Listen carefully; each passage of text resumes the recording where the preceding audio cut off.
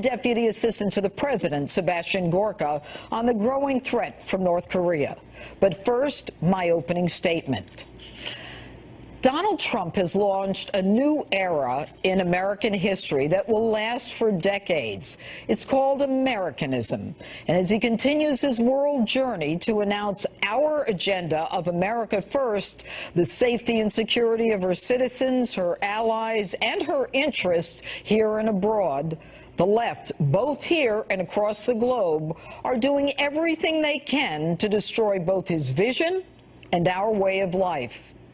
We finally have a leader who understands the need to take care of us, to do what's in America's interest. Other countries acting like children, refusing to leave mommy and daddy's basement, should be on notice. You can no longer despise us, take advantage of us, and reap the benefits of our largesse. But like spoiled children, they continue to kick and scream. This week, Warren Wilhelm Jr., also known as New York City Mayor Bill de Blasio, raced off to Hamburg, Germany to team up with the anarchists protesting the G20 summit and President Trump in particular. Protests marked by anti-cop, anti-American, and anti-Trump violence, looting and bonfires. 200 police officers injured, some of them seriously. Today, de Blasio headlined a protest rally entitled Hamburg Shows Attitude, while we taxpayers foot the bill for his security.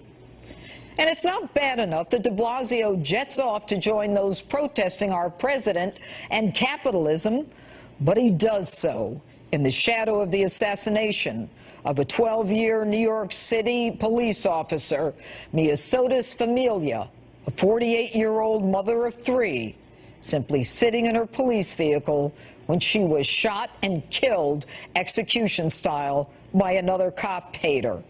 And while New York City still reeling from the death of its third female police officer killed in the line of duty, instead of attending the graduation of 524 recruits about to enter the danger zone, no doubt anxious and fearful and in need of reassurance from the city's leader, Bozo de Blasio shirks his responsibilities, jets off to help lead the protest of those who resist law and order and authority. No comfort or solace to the families and loved ones watching those young recruits get a badge and a gun. De Blasio, he's more interested in establishing his street creds with the hard left, cop-hating, socialist, Trump-hating anarchists, sneaks off to join the rioters one day after the shooting, with delusions of being worthy of the international stage. None of this surprising, since de Blasio's anti-cop sentiments are deep-rooted. In 2014, when two cops were assaulted and seriously injured on the Brooklyn Bridge as protesters chanted, "What do we want? Dead cops? When do we want them? Now?" He called the protesters throwing garbage cans and bottles at police peaceful protesters. He normalized police hatred, telling us that he told his son to be cautious of police. And it was in this climate and cop-hating protests that two New York City police officers, Wenjen Liu and Rafael Ramos, were assassinated in their own squad car. It was a resentment of the de Blasio sentiment so deep at the Liu and Ramos funerals that members of the NYPD and cops from around the country turned their backs on de Blasio.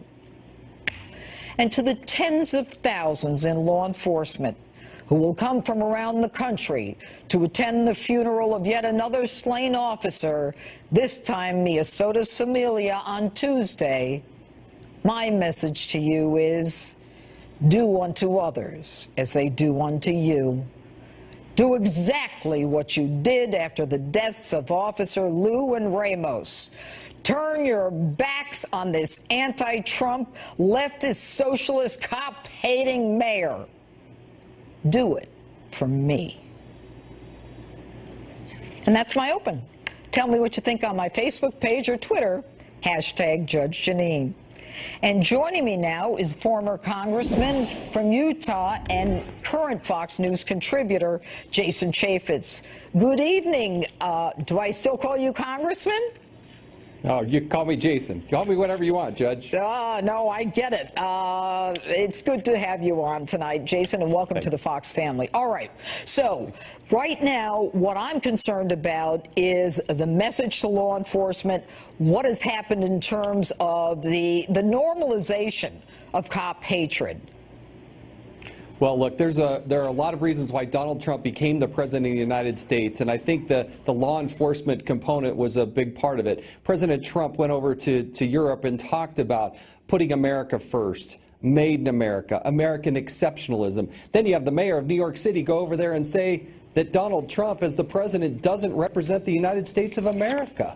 I mean, that is so infuriating and so fundamentally totally wrong. It is an embarrassment to this country. I can't believe that the citizens of New York City put up with this guy in doing that. It just undercut the president, and it should never have ever happened. Well, you know what's interesting, Congressman, is the fact that, I'm calling you Congressman, that his press person said it is important that American leaders, I assume he's talking about de Blasio, confront head-on, locally and around the world, the damaging rhetoric and policy stances of the Trump administration. I mean, as if he thinks this guy should be on the world stage. And by the way, one of those popular newspapers in New York says, de Blasio, don't come back. Yeah, I saw that. The New York Post, I think they actually got it right. Look, you had a police officer assassinated. You have 500 plus new cadets coming into the system, and the mayor is running off to join a protest where you have literally these anarchists who are fighting and hitting.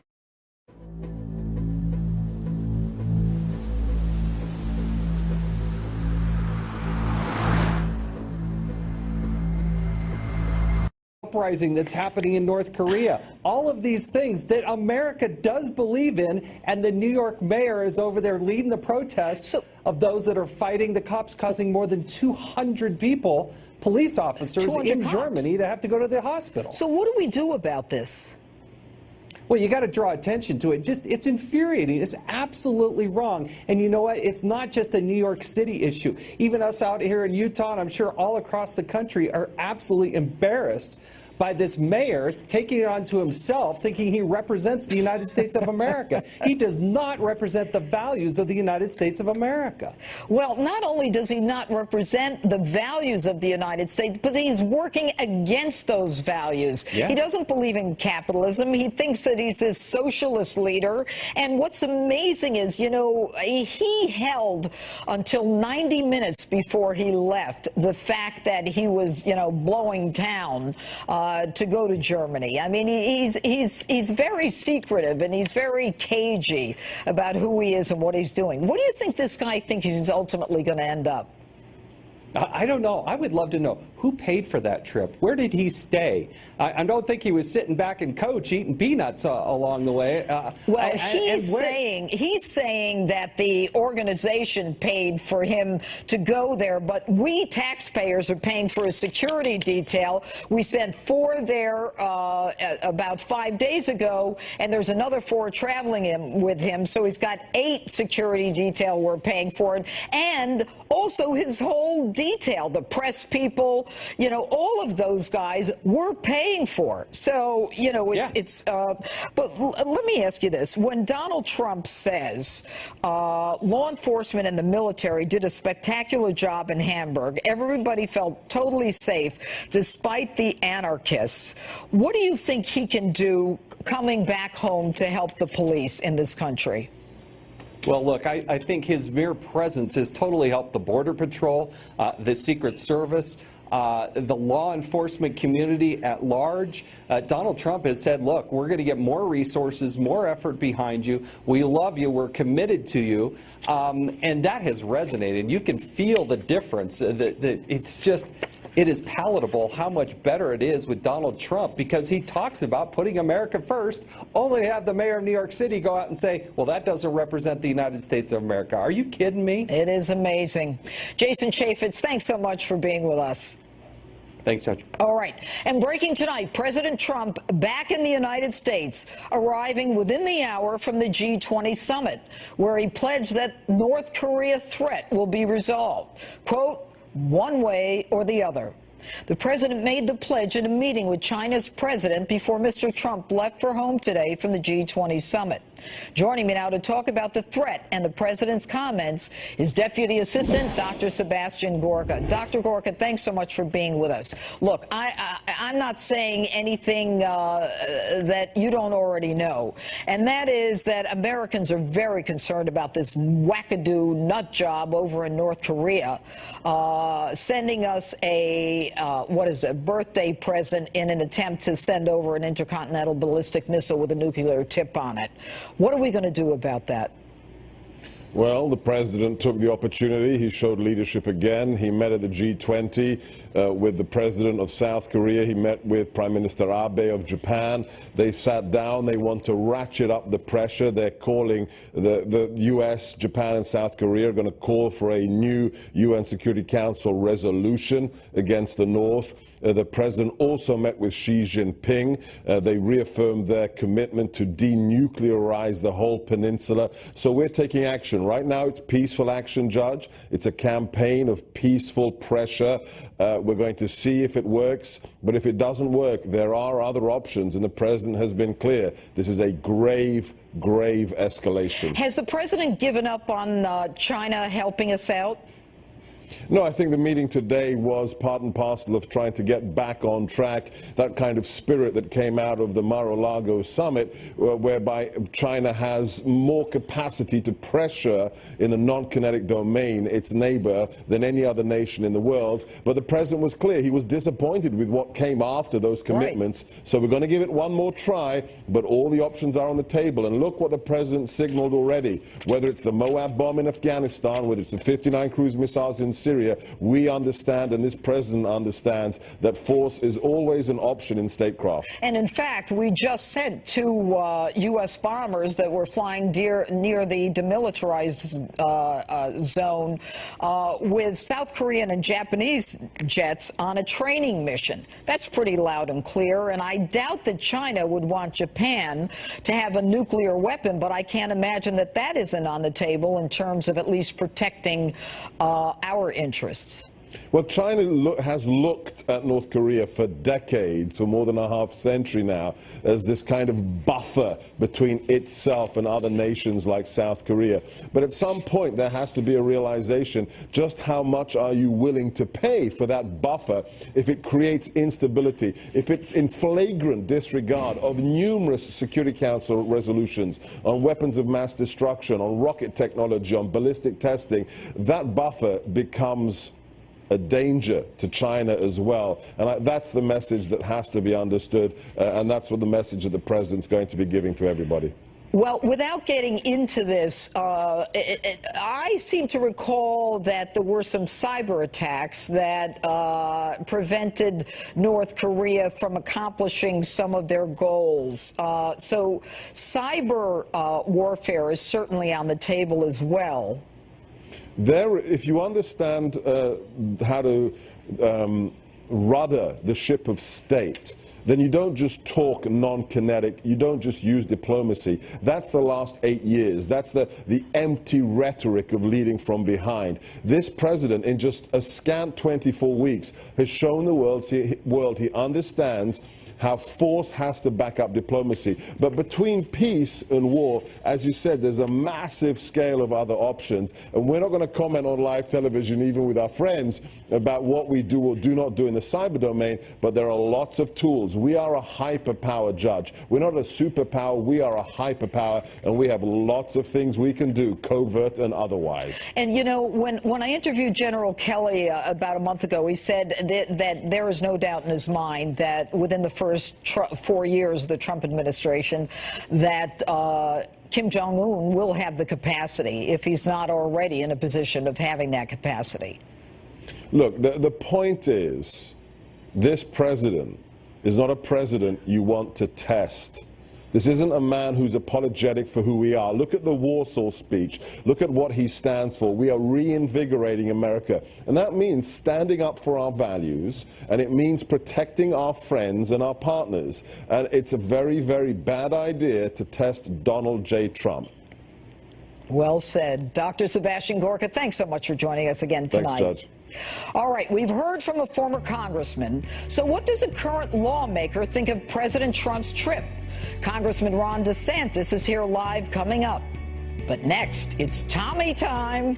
Tomi Lahren is standing by live to talk about the Trump trip, the meeting with Putin, and so much more. She's next. And later, it all started with my trip to the inauguration. Tonight, the best of street justice of the first half of 2017. Stay with us as justice rolls on. A couple of years ago, I went back home and I had a long beer, and I was stopped at the airport. Well, not really stopped. All right, you were stopped. You were questioned. Did they let you through? They did. Okay, let's get over it. What now?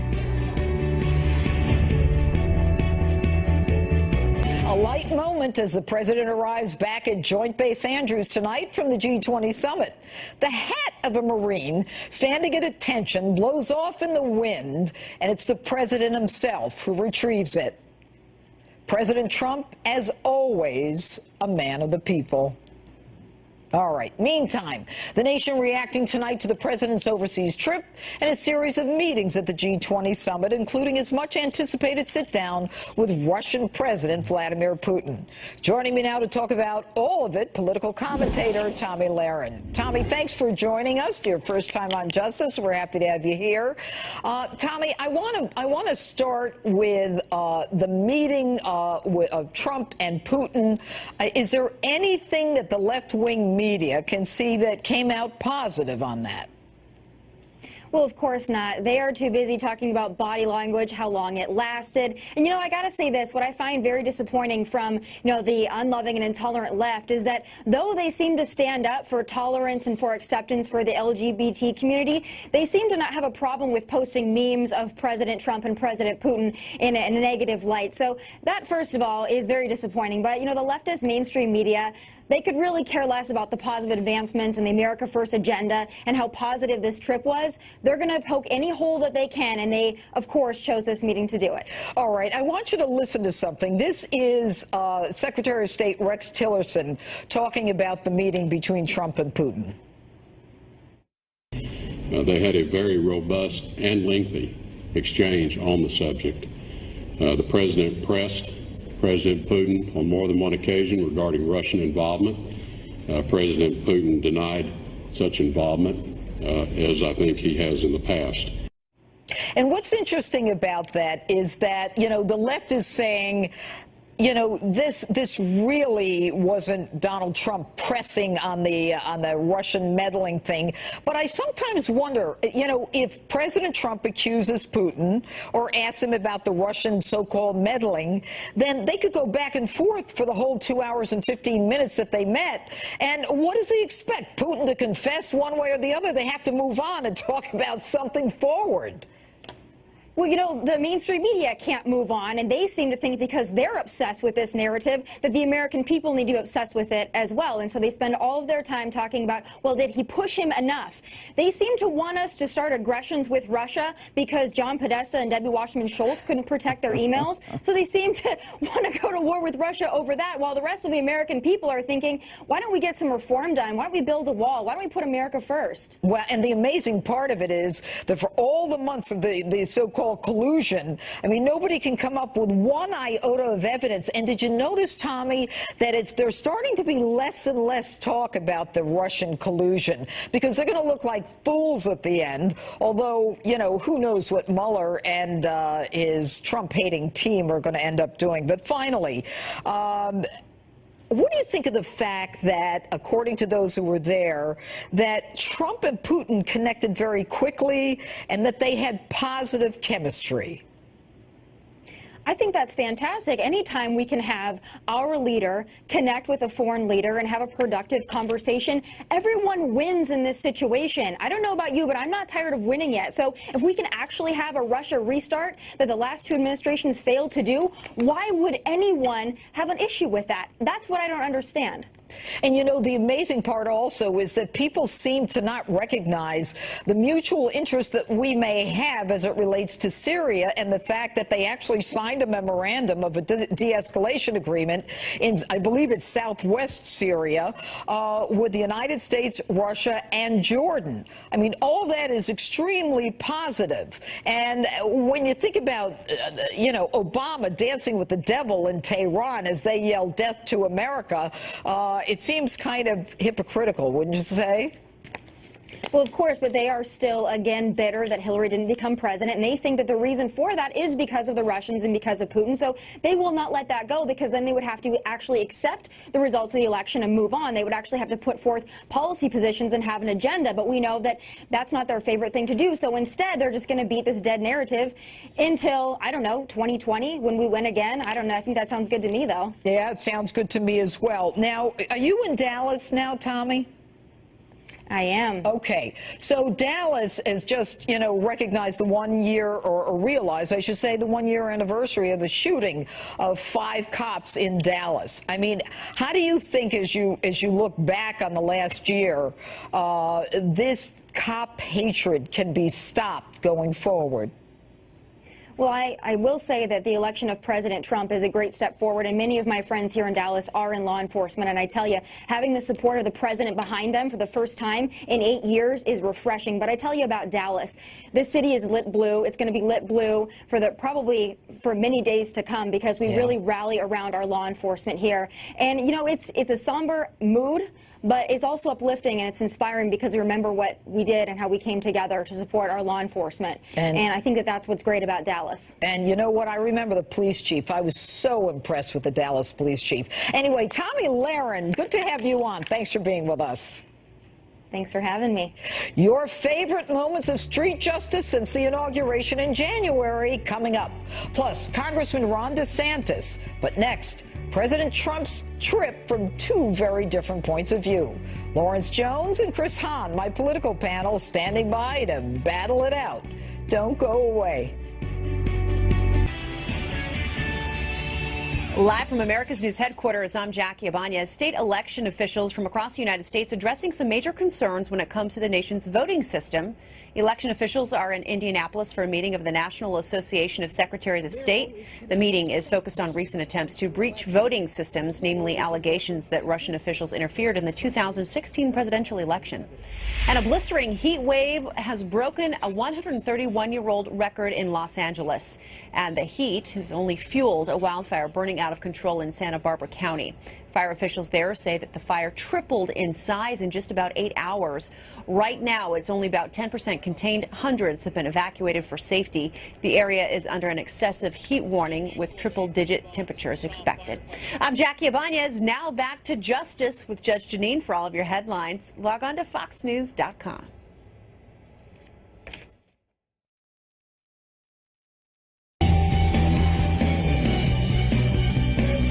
Welcome back to Justice. GOP Congressman Ron DeSantis and the best of street justice still on deck tonight. But first, it's time for the panel. Radio talk show host Lawrence Jones is here, as well as former aide to Senator Schumer, and also a radio talk show host, Chris Hahn. All right, gentlemen, President just back in the last hour on U.S. soil. What's your take on the meeting at the G20? I'll start with you, Chris.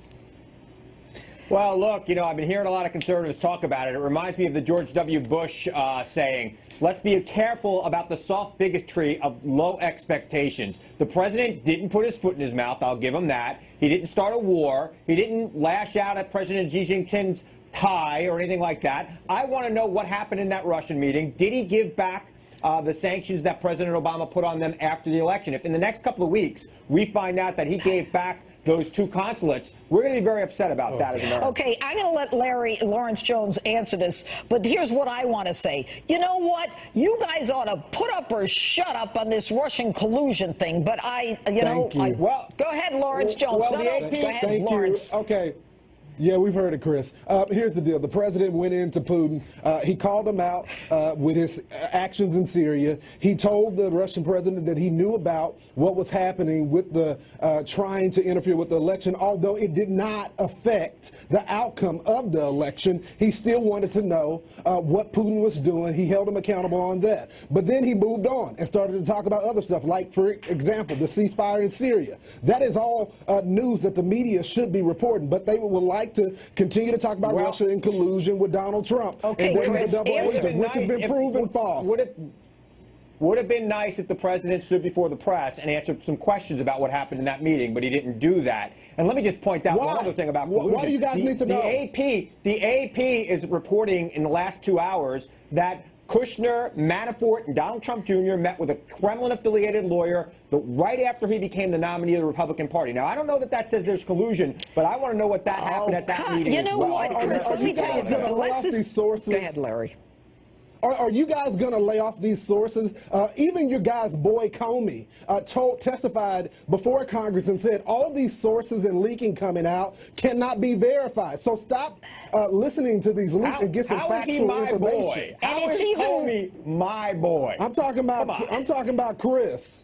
And you know what, Chris? It's even worse than that. Chris, hang on. It's even worse than that. Jim Comey allowed a New York Times story to say that the Trump campaign coordinated with Russian intelligence since February 15th or 14th, okay? And Comey would not put truth to the lie. They want this crap to keep going. I don't think anybody wants it to keep going, Judge. I think we want to know what happened and figure out how we can stop it. We need to stop it from happening in the future. I'm not saying he colluded, but the Russians were definitely here, and the president doesn't seem too concerned about it. You know, that's what Democrats are saying, Chris. They're saying that he colluded with Russia, and you even have people. I'm not saying he colluded. Podesta, I have no evidence You even of have that. people like Podesta, Chris, saying that Russia is responsible for Donald Trump's victory. This is why the president has such a hard time in these press conferences talking about the Russia stuff, because you guys keep trying to link it to his victory, and you know that's not true. Putin had a press conference at the G20. Even Putin had a press conference. Why couldn't he have a press conference? You know, Hillary Clinton didn't have a press conference for months. She was running for president. People wanted to know what she thought. And she was roping herself off from the press, but I digress. He's the president. All right, I want to talk he needs about press conferences. I want to talk about the voter registration stuff, where apparently 30 states have said that they will cooperate with the are people who just want to make sure that people who shouldn't vote don't vote. What's wrong with that, Chris? Judge, the Supreme Court has said time and time again that voter rolls and how we vote is left up to the states. All these Republicans who want to leave things up to the states, except for things that they want to suppress the states from doing, like voting. So that's kind of hypocritical. This is something that's within the purview of the states, and it should be left with the states. And having some big national commission collecting all the data for reasons we're not quite sure of is weird. Stop. Already, there is a federal law. You're wrong, Chris. And the federal law says that there is a mandate. That federal law gets challenged, Stop Judge. it, Chris. Stop.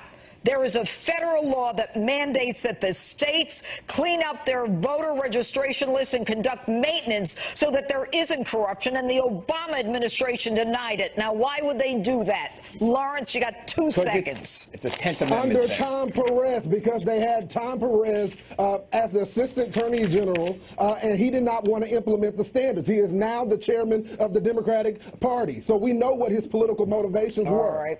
Guys, got to go. Lively discussion. Lawrence Jones, Chris Hahn, thanks so much for being with us. And street justice still ahead. And next, Florida Congressman Ron DeSantis with his take on a big week in the Trump administration. Don't go away.